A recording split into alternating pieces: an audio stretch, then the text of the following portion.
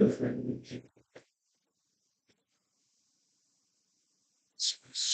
that we live? On social media. What's up, world? Somebody have to give me a TV in here because I want to be able to see how I look. I always feel like I'm way out the picture or something. And then you just walk off. He was a walk on. You know how they talk about in football? Like he just walked on and tried out.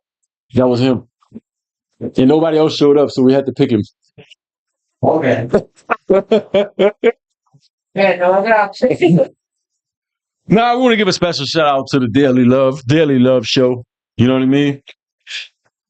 Mr. Daily Love. The only man that goes on a date with himself for his birthday.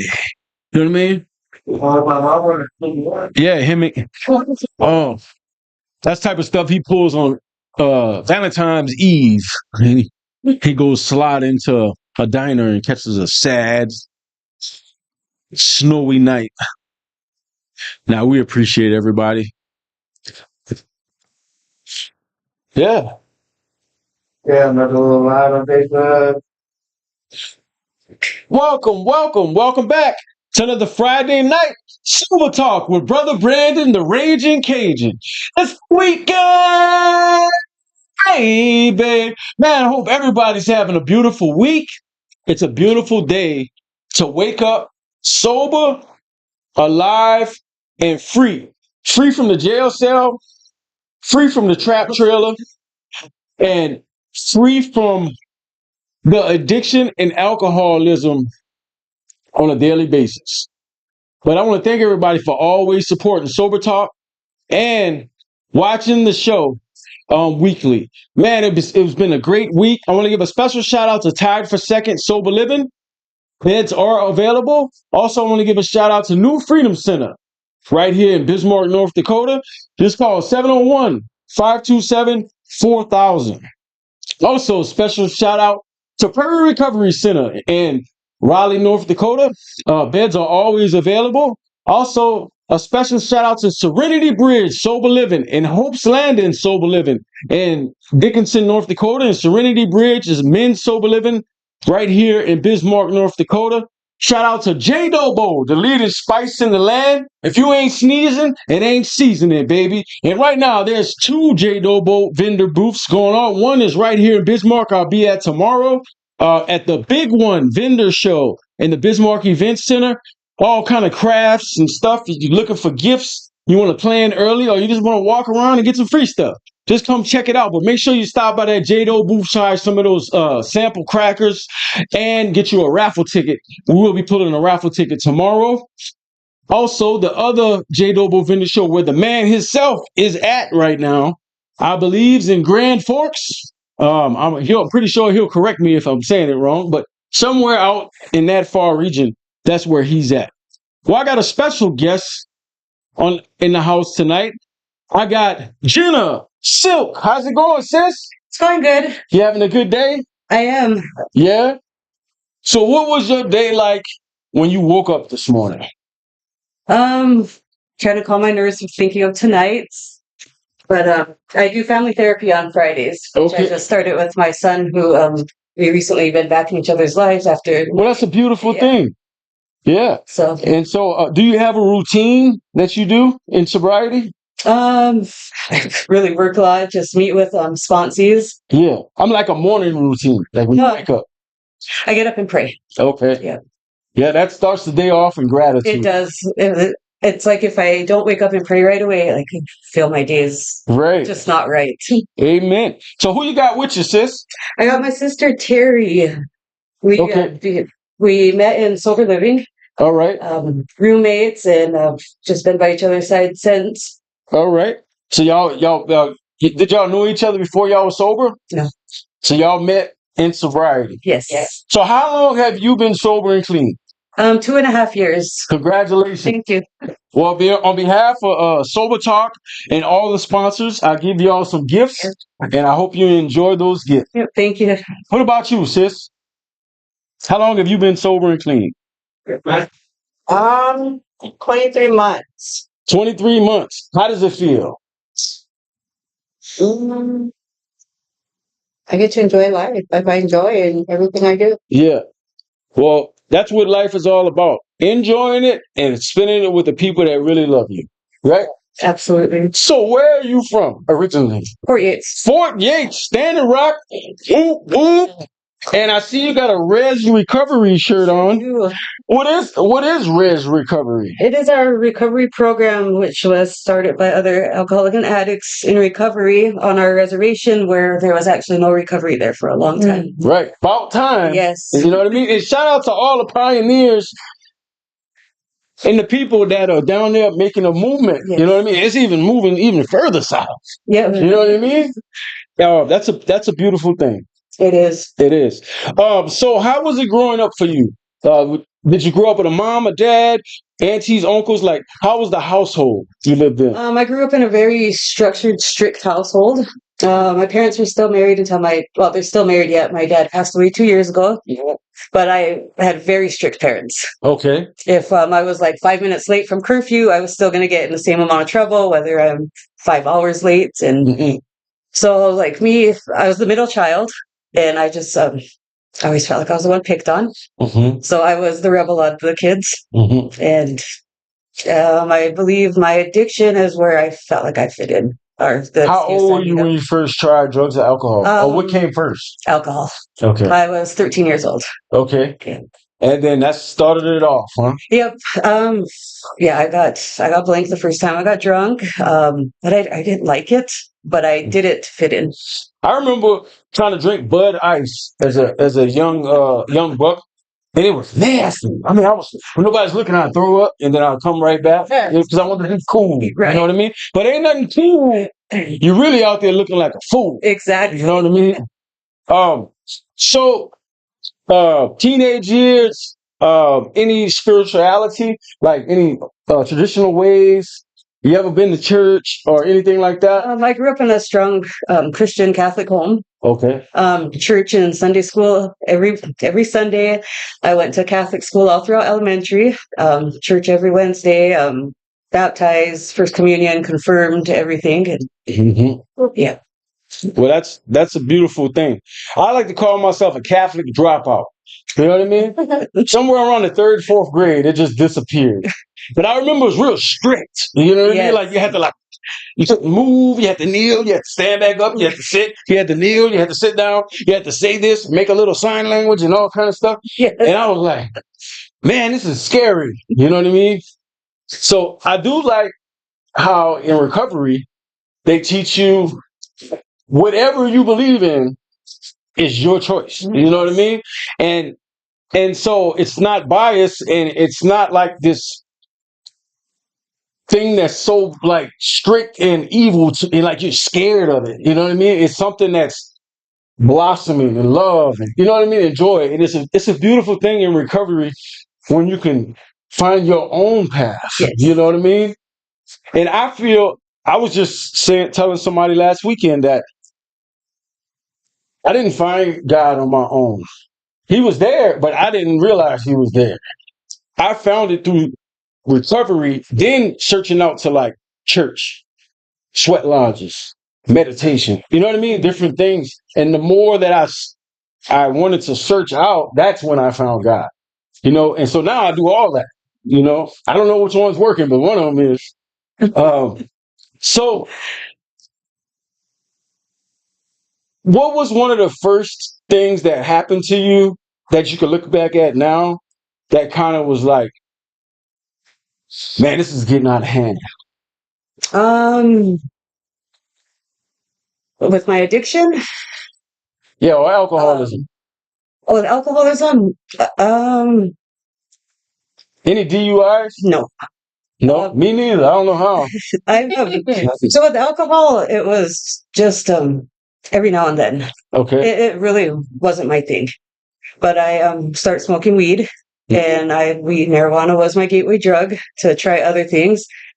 And then I started smoking cigarettes. And those two were all just to fit in. Right. And I just really stuck to weed until after I graduated high school. And I went off to college, but I didn't go to college to get an education. I went to college, and that's when I really What college? Fort Lewis, Where's that at? Durango, Colorado. Okay.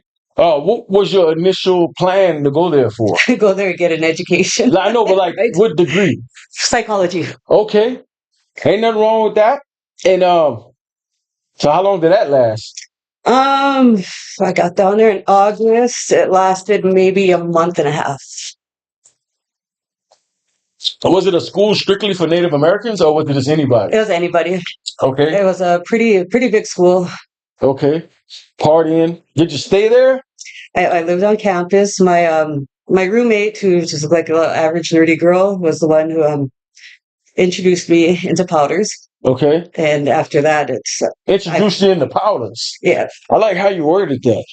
yeah, Like it's an elegant. Like okay, we got the Swedish powder, and then the you know what I mean, the spicy powder.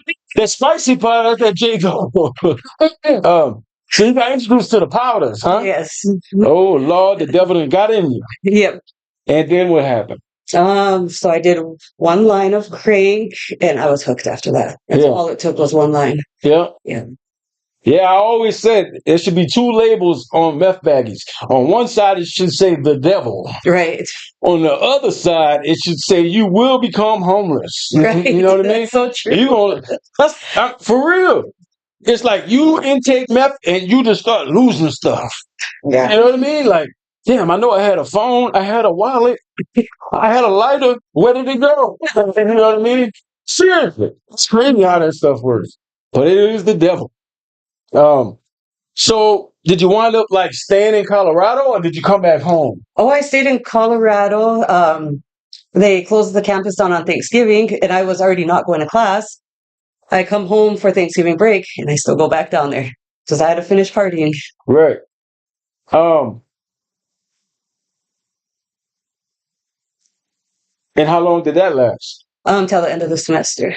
Yep. And then what, they kicked you out? I got put on probation, and I just didn't go back. Okay. But did you stay living there? No, I moved back up here to North Dakota. With an addiction. With an addiction, and at the time, or I guess I didn't really know anybody, so there wasn't like crank wasn't, how bad meth is right now. Right. But of course, in a couple months, I found it. Right. Yeah. And any children at this time? No. Do you have any kids? I do. I have 3. Okay. Yeah. And you, like you said, you're going to counseling with one of them. Yes, I am. And well, that's a beautiful thing. There ain't nothing wrong with that. Yeah. You know what I mean? Some people go their whole life without mending relationships, and it just wastes away. So it is. Life's only so long, in this life. But it is good to mend relationships when you can. Absolutely. So I'll tell you I'll get intimate with y'all for a second. My daughter will be here on Wednesday. And I haven't seen her in 4 years. She's 20, and I bought her a ticket, and she's going to be here this Wednesday coming. So I'm nervous and excited at the same time. She's in college, But I made amends to her when I was 3 years sober. And I went out there and said my amends, and then she came out here and met her brother, and we hung out and stuff, and then she stopped talking to me again. So now she's coming back. You know what I mean? So I can kind of relate with always having to mend relationships. You know what I mean? Because teenagers, think about when we was teenagers. You know what I mean? So what did you do when you came back? I mean, like, did you get a job? Did you kind of just hang out? I kind of hung out for a bit, and then I got a job. Okay. And I got a job. I was doing great down at Prairie Nights, and it would have been that fall time is when I met my kid's father. Okay, the love of your life. So I thought. Right. And he was really a big drinker then. And he had introduced me to the older people that he drank with. Okay, and, the old timers. Yes, old enough to be my parents. Right. And that's when I found my people. Okay. And they were really into heavy pushing crank, cooking crank. Mm-hmm. And I was barely 21 at the time. Mm-hmm. And they made me feel like I fit in, like they cared about me. And, get you another cup. And everything was just given to me, but little did I know they were just using me to do their dirty work. They were all either fresh out of prison or on their way going to prison or on the run.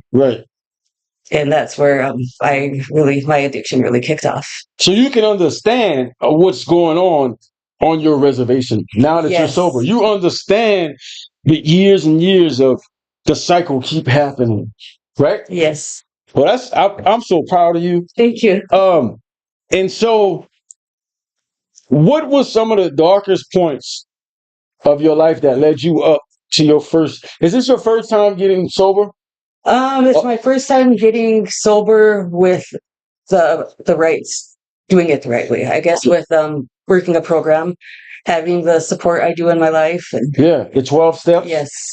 Real recovery, folks. Yes, absolutely. Like I've had clean spells. I had things what's happened to me where any normal person would have never turned back to drugs.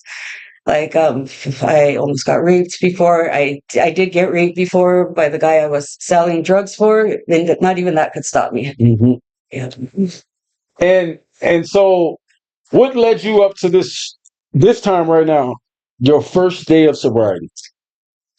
I truly know it was my higher power looking out for me. God. Where were you at? Like, were you still back home, or like? I was up here in Bismarck, and this is a total blessing in disguise as I got federally indicted. Okay, I've heard that blessing for a few people. So you were just chilling one day, and they just like rolled up on you, like, hey. No.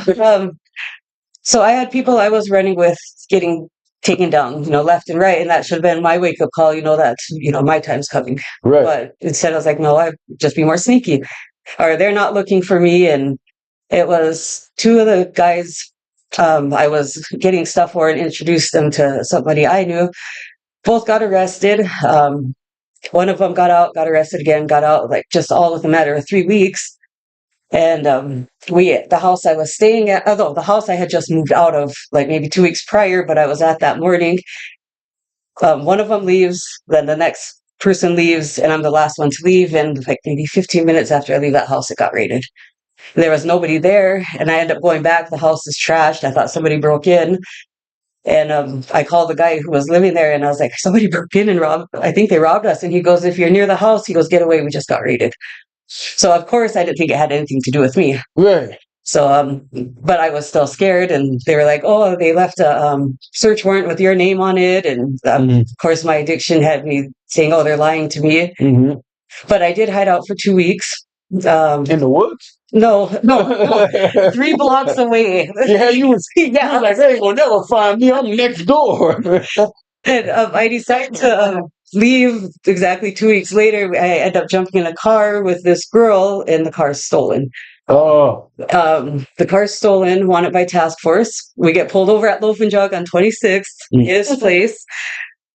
She has meth in the car, fentanyl. They search it and they find a AR-15 in pieces.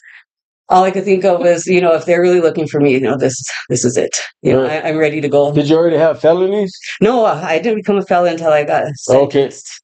Okay. Yeah, that's when everything gets real, huh? Yeah, and see, even after that, I still didn't believe they were looking for me. And one of the guys who got arrested who I was running with had his girlfriend get a hold of me, tell me the feds were looking for me. Good.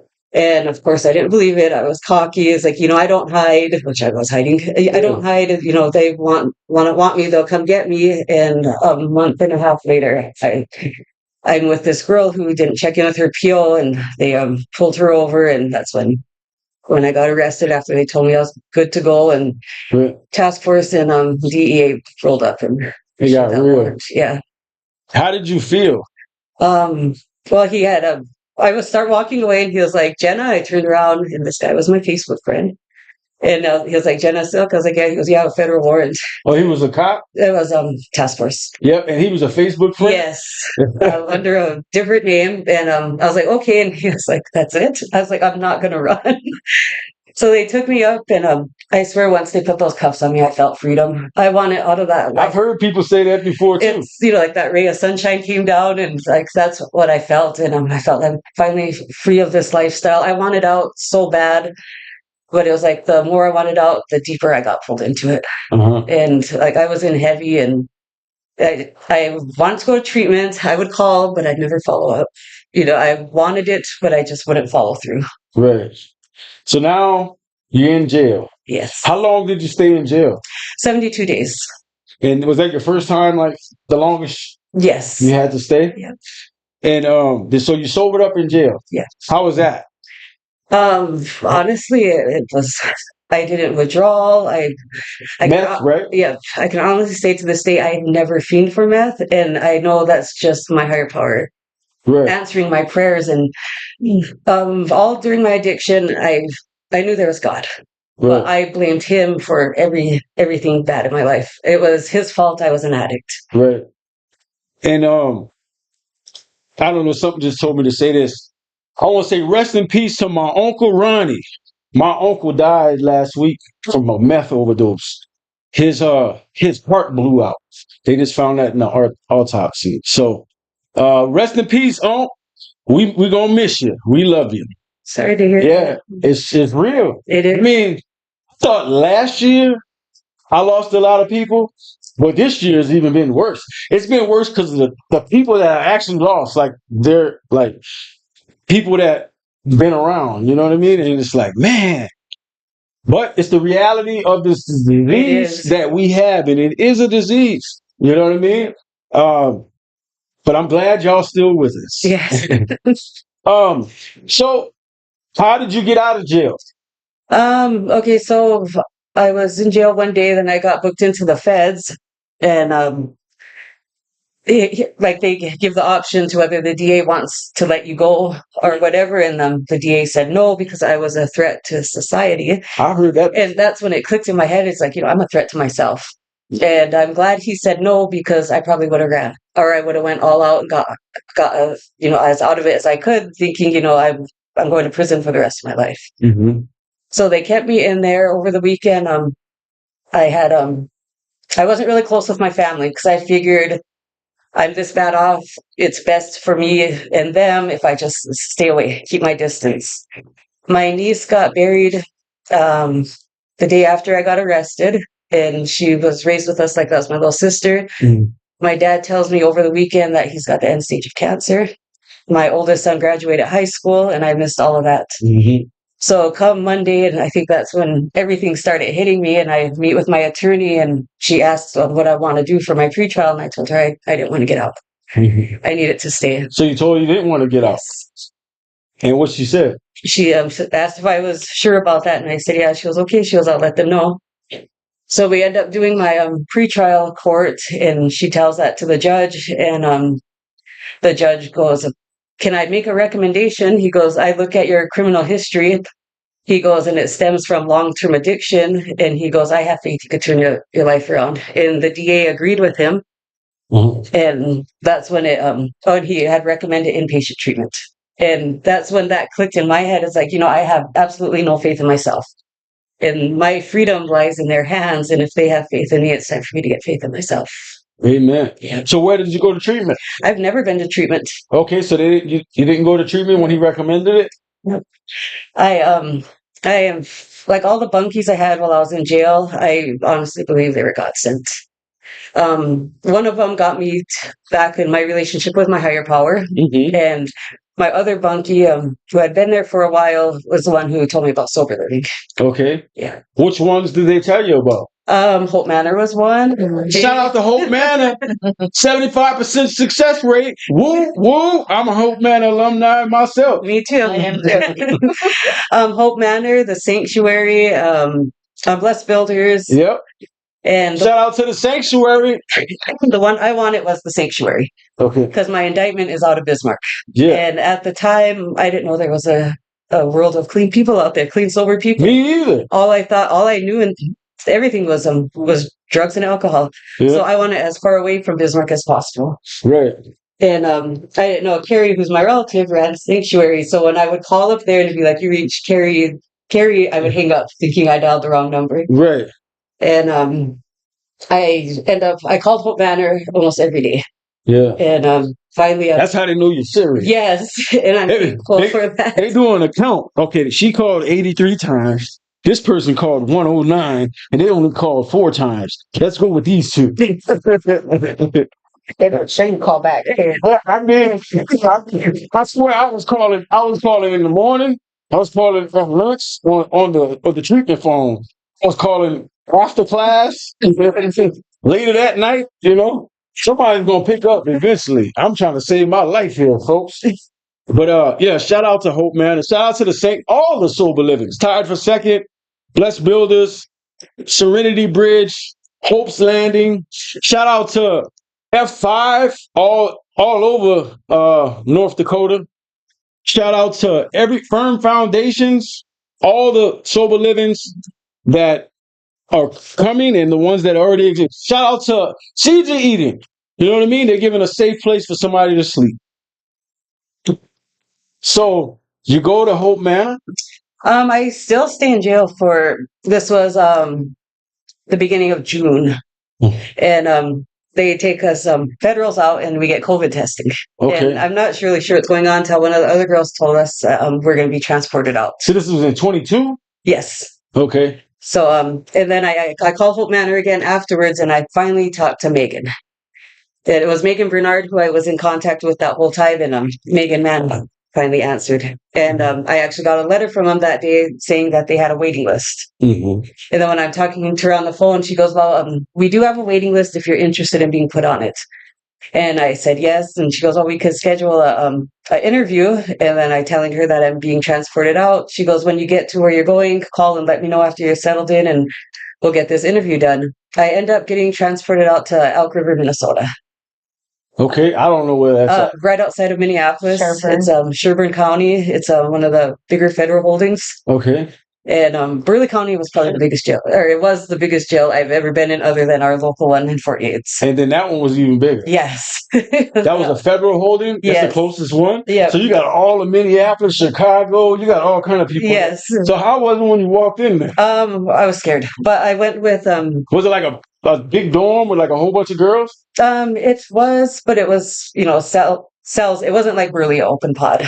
Do they do in the women's federal? Do they do like they do in the men's and be like, show your paperwork? No. They don't do that? No. No. I just thought about that, like in the federal jails, in the federal penitentiary, you know how like when men get there, they got so much time to show their paperwork for the politics and everything. I was wondering if they do that with the females. You know, the big hunk of punk. Come on, yeah, show me your paperwork. I'm gonna eat some cornbread. Everyone, it was crazy because everyone was so friendly. Okay, a lot of natives. Yes. Of course, every natives had their own group. Yeah, and like the Chippewas over here, then the Lakota. No, it was all the natives in one. Okay, all the natives in one. All the white. And, yes. Okay, I got you. Okay, then. Anyways, I was in there until July 25th. I do my interview with Megan maybe 5 days after I'm there, and just her whole demeanor. She came there. Or it was on like a Zoom, oh. And I could tell I was it. How did you get from there to Hope Manor? Transport. Oh, I did a federal transport back. Okay. Yeah. Well, I like to ask that because sometimes people they come got me. Yeah, I don't know.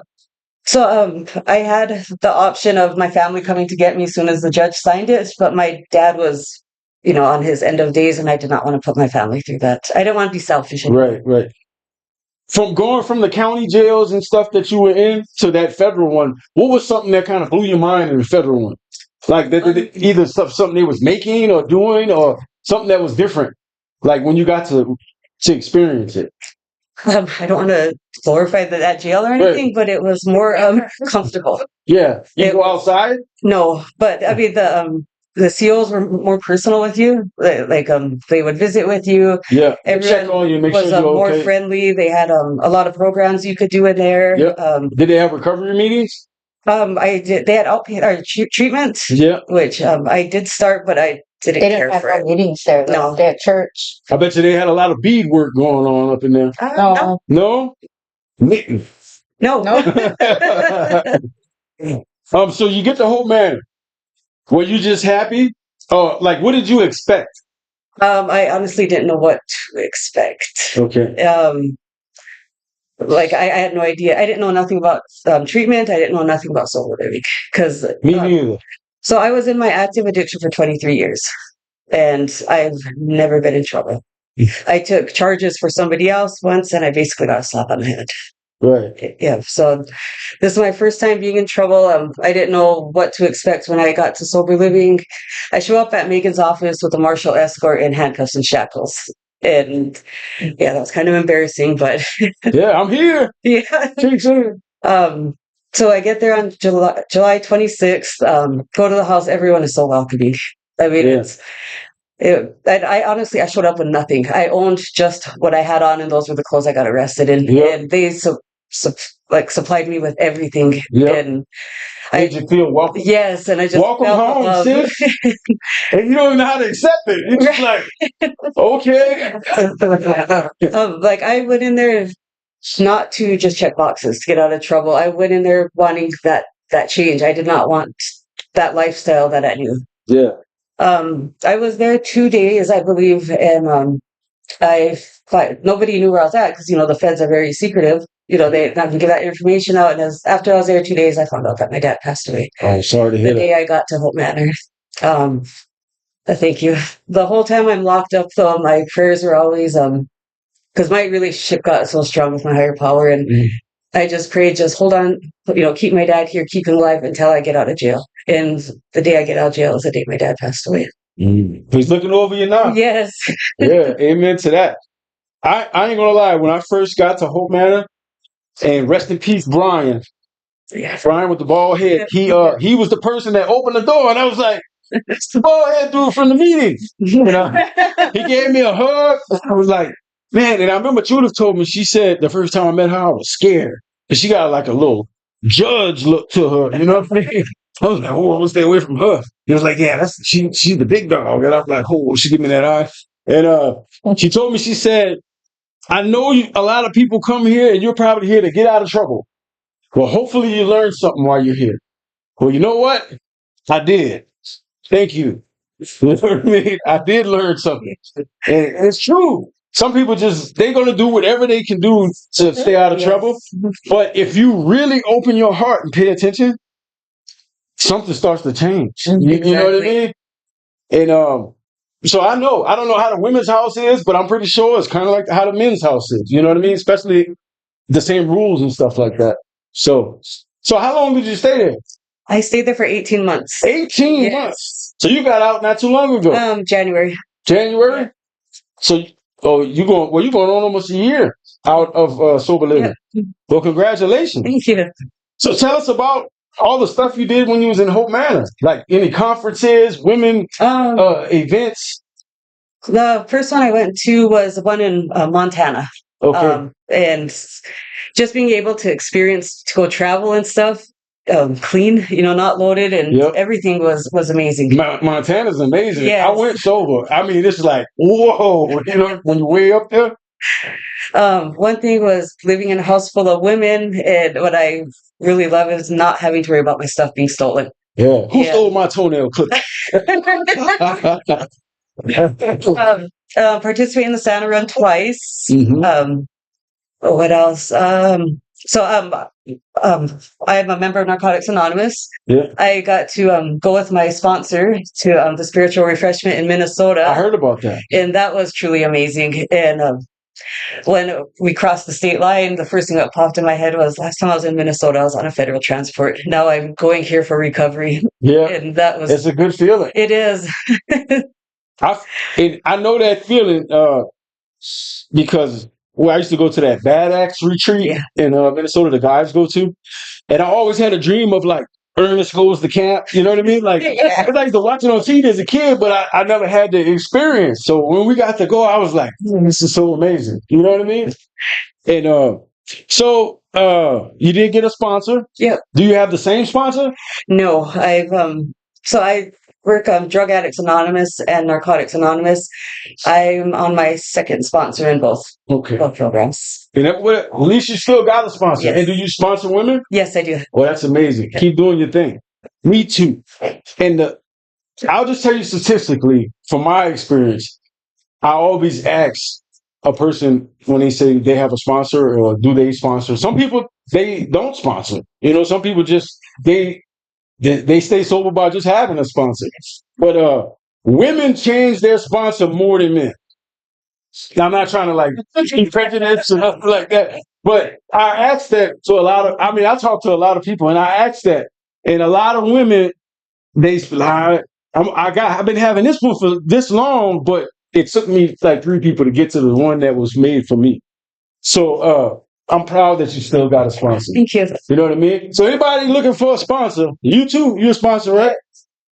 You got 2 women sponsors, right? Because I've had women say, "Oh, it's hard to find." No, it ain't. Go to a meeting. Go to a meeting, right. Especially now, all these women and men that are sponsored, they train to attack you by the time you hit the parking lot. You know what I mean? You got a sponsor. You got a sponsor. You going through the steps with me? Nah, but it's a big responsibility. But it's also levels to it because I'm just going to say from my experience, I don't know how it happened to y'all, but the first sponsee that I had, I was so excited. And then he relapsed, and then I felt like it was my fault. You know what I mean? Or I was in my feelings. You know what I mean? And I would call him my sponsor, and he's like, "You stayed sober, right?" And I was like, "Yeah." He's like, "Man," I was like, "Man, but I was supposed to see this dude. I bet his family and everything." You know what I mean? But it's not up to us to save anybody. That's God's business. Yes. You know what I mean? All we can do is give them resources and go through the steps for them. Just like somebody did with us. Yes. But it's tricky going through that though. You know what I mean? How about you? How was your experience with it? With the steps? No, with sponsoring someone. My first one, I was scared to death. Right. And like I talked to my sponsor about her, and I was kind of giving a little heads up, she was a chronic relapser, and just, to have myself prepared. And and that's exactly what happened. And I was like, it's not my fault. I didn't do this. I'm not responsible for her relapse. So I'm thankful I did have the heads up because it did help me prepare, because I'm sure I probably would have blamed myself, because I do that a lot yet, blame myself for things what aren't even, don't even really are part of me. Right. My first sponsee in NA, and this woman's really special to me. We were in active addiction together. I actually picked up a simple assault charge on her. I hit her, and that ended our friendship. Yeah. And her asking me to sponsor her was that was the best thing to me. That's my living amends to her. Amen to that. And I walked her through her steps, and we actually had her speak at one of our meetings, and I chaired it, and just she just makes me so proud of how into her recovery. And my biggest fear was, what if I don't, what if I'm not giving her the right suggestions, or what if I'm like not sponsoring her right? And just seeing her grow into the person she is like truly amazing. Right.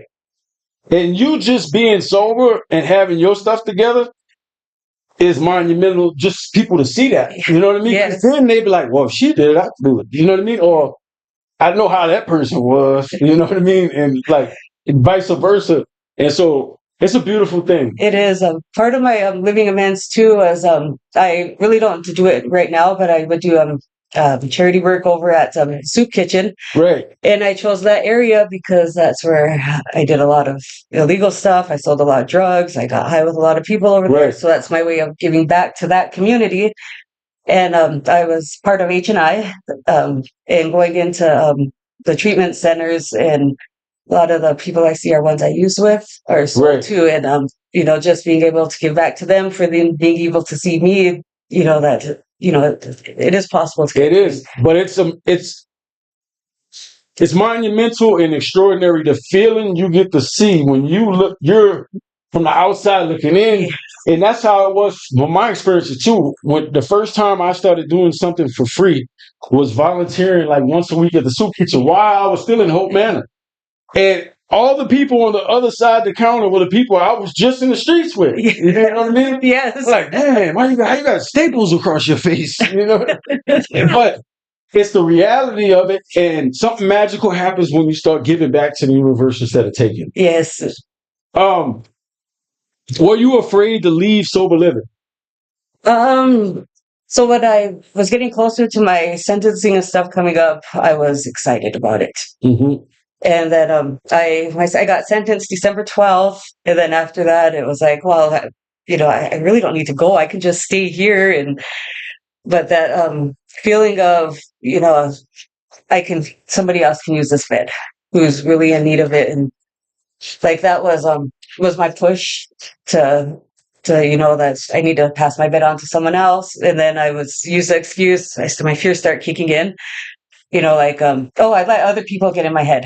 They're like, okay, so now that you're past your sentencing, now the real work is going to happen. Being you don't have to worry about all these check-ins, and are you going to stay clean? And Right. so I kind of start doubting myself. Right. Then I start putting ahead, well, I'm a felon now, and who's going to rent to a felon? Mm-hmm. And I had posted on Facebook about, does anyone know of any felony-friendly landlords? And I know this is another person my higher power put in my life was my attorney, Judge Amanda Harris. Mm-hmm. And she messages me and tells me or she posts on there, check your messages, and then she goes, I have a place for you. Mm-hmm. So my attorney, who is now my landlord, I rent from. And I am so thankful for this lady being in my life. Her and her husband are a big part of my life yet. Yep. And it's just a total blessing. My apartment's not far from my workplace. And yeah, it's amazing just the benefits of recovery. And I'm going to be honest with you. My sponsor told me, and that's why I love him to death. Just like you said, people put in your life. And he told me, he said, I know you're stressed out right now about a situation, but God's going to put it in, leave it to God. And it's going to be the thing that comes with the least effort. And that's what you just explained to me. That came with the least effort. And that's how you know, oh, no, I don't want to do that. But that's God's plan right there. When it comes, and it's just going to come out of nowhere. You know what I mean? And so, amen to that, sis. You know, how you said, like, they put them doubts in your head saying, like, how am I, when I got out of Hope Manor, I was scared. So I still did everything that was taught to me, like folding my blanket and making my bed and meditating and getting on my knees and praying. And I did that for years. You know what I mean? The same exact routine. And I just didn't never want to feel that pain again. You know what I mean?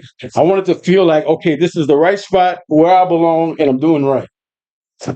You know what I mean? So, what is a typical day now that you're out of Hope Manor? How do you stay sober now? I meet with my sponsees anytime I have free time. When I'm at work, I have a lot of I'm a server, trainer, and part-time manager. I have a lot of my coworkers will come to me with, sobriety problems or just needing somebody to listen to, and that really helps me. Like if someone is struggling, and then I don't realize that my sponsor's words are coming out in me, and trying to have them. Like it's just amazing where my recovery. Did you pray about it? That's exactly. I had one of my friends in BTC was stressing out over getting an apartment, and that's all I replied to her was, "Did you pray about it?" And then her next message the next day was, "I prayed, and guess what?" She was like, "I found a spot." Yeah. I mean, it's crazy how just some simple stuff will change the whole direction of everything. Right. Do you still go to meetings? Right now, I'll honestly say I just go to one. Okay. And but you still got one. Yes. You know what I mean? That one is Saturday Night Live. That is my home group. I do hold a service position there. Okay. Yeah. Where do they have that one at now? Salvation Army. Okay, it's on Saturdays. I know that one for years they used to do at New Freedom Center. Yeah. And that's where I've met a lot of people, because when I was in Trinidad, I was like, oh, they got cars and stuff. Vinny, shout out to Vinny. I love my brother Vinny. When I first met Vinny, I told him, I said, boy, it's like I'm a freshman and you a senior. You got a car and everything. Can I get a ride? Now, that's my brother, man. Shout out to Medicine Horse Creations for making some of these beautiful wood pieces. Man, he's got talent. But any big plans for the weekend? Work. Yeah. Yeah. So the holidays are coming up. and some people get depressed. You know what I mean? I know the people in prison get depressed. So I go into the prisons a lot. And but there's people that's in the free world that get depressed. A loved one is not there anymore, not being able to see their kids or different stuff. What is some advice you would tell someone that's about to go through that? Reach out to people. Don't isolate. I don't know, just find somebody to spend it with. It's not healthy to be by yourself. Right. So I know for sure that on Thanksgiving at Serenity Place on 16th and Thayer, they're having a Thanksgiving meal. So if you don't have anywhere to go, if you do have somewhere to go and you don't feel safe there, go to Serenity Place. They'll be there all day, starting at like 10 in the morning. You can go check out Serenity Place. They're having a Thanksgiving meal.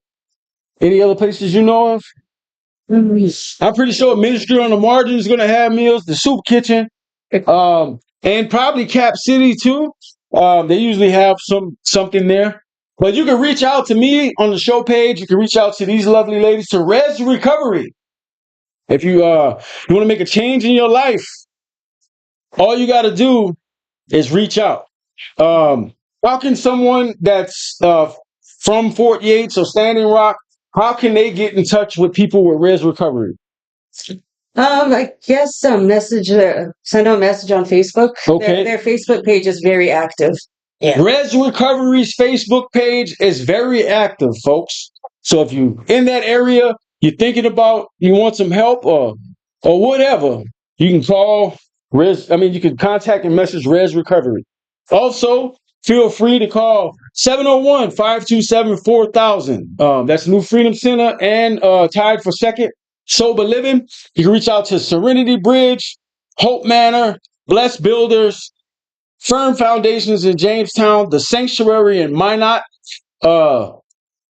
Endeavor, Sober Living in Minot, and also in Williston, Wofford City area. Shout out to F5. You can reach out to them as well.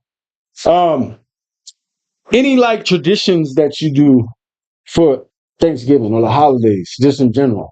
Usually just dinner, but I've been so absent out of my family's lives for years. The past 2 holiday seasons were spent in Hope Manor. Mm-hmm. So this is going to be my first holiday season out of addiction and being able to be with my family. And I'm just very grateful. I have my son with me. Yeah. And hopefully my older boys will be up here and just spending it with family is. Yep. You can show up with your big book and your workbook right. in one hand and some cranberry sauce in the other. Well, I want to thank you for coming, share some of your testimony, some of your experience, strength, and hope. Thank you. I'm proud of you. Thank you. I'm proud of you too. You mind if I pray with you, ladies, real quick before we go? God, I thank you for waking us up today. I thank you for another 24 hours sober. We are forever so grateful for this new life that we have. I ask you to look over these women and all their friends and family. I ask you to look over my friends and family. I ask you to look over all our sobriety brothers and sisters and keep them strong through the holidays and let them know there is a better way and let them find the light and mend all relationships. In your name, amen. Amen. Well, any shout outs? Shout outs to my kids, Michael, Malachi, and Lane, to Hope Manor. Hope Manor! To my coworkers at Denny's. Denny's! I want egg whites. And shout out to all the people that always watch the show. I'll be at the Big One vendor show tomorrow at the Bismarck Event Center at the J Dobo booth. Come check us out. We'll be pulling one of those raffle tickets for the J Dobo raffle and the bikes that we're giving away. But I hope everybody has a safe, blessed weekend. And if you can't stay sober, catch an Uber. In the words of my great grand sponsor, Jack Hype, if nobody told you yet, we love you, baby.